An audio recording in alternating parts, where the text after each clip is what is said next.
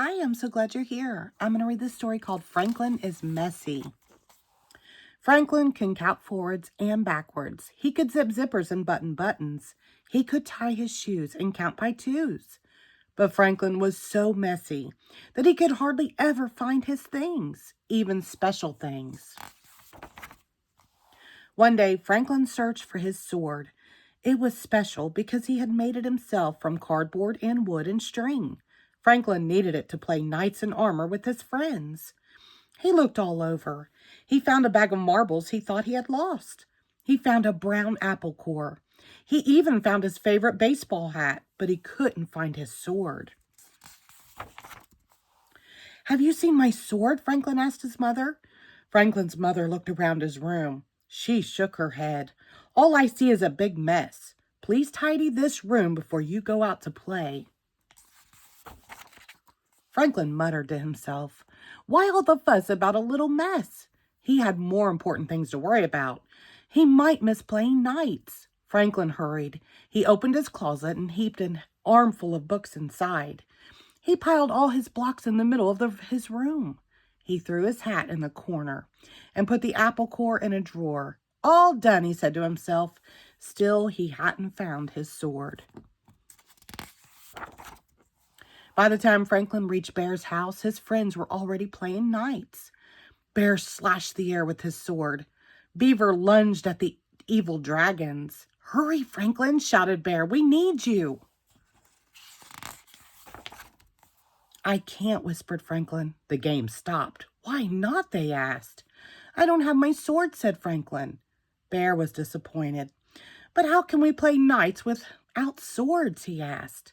Franklin looked around. He found a stick on the ground. "I'll use this," he said. They fought dragons all afternoon. "Tomorrow," said Franklin, "I will have my own sword. Then we can save Lady Beaver from a fire-breathing dragon. We are courageous, Sir Franklin and Sir Bear." Beaver slapped her tail down hard. "I don't want to be saved. I want to be a brave knight too." "All right," said Franklin. "You can be Sir Lady Beaver, and together we will save the king." "You'll need your special sword," said Bear. "Of course," said Franklin. When Franklin got home, his father was annoyed.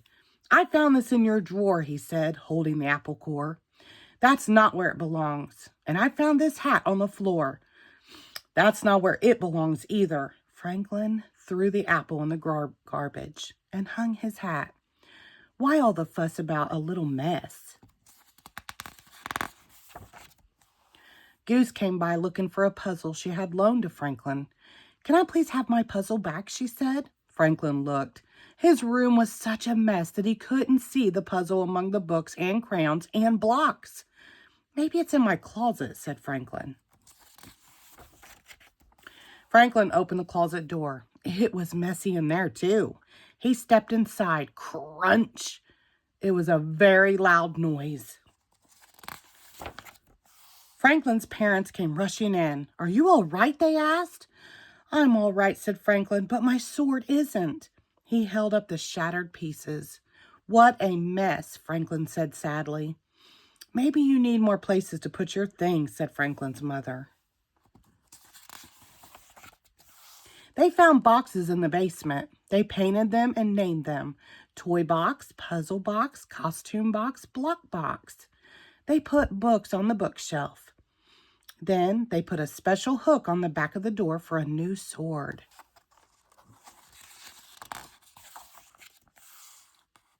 The tidying up took a long time, but it wasn't so bad because Franklin found lots of things he had lost. Goose's puzzle, his own favorite purple crayon, and enough cardboard, wood, and string to make a new sword, and even a shield. The next morning, Franklin dressed in all full armor. He was especially proud of his new shield. It said, "Sir Franklin, loyal and brave." "Sir Franklin," said his mother, "I think you forgot something." Franklin's mother whispered in his ear. Franklin smiled. They took a crayon and added 2 more words to his shield. "Sir Franklin, loyal and brave and neat." The end. Thank you.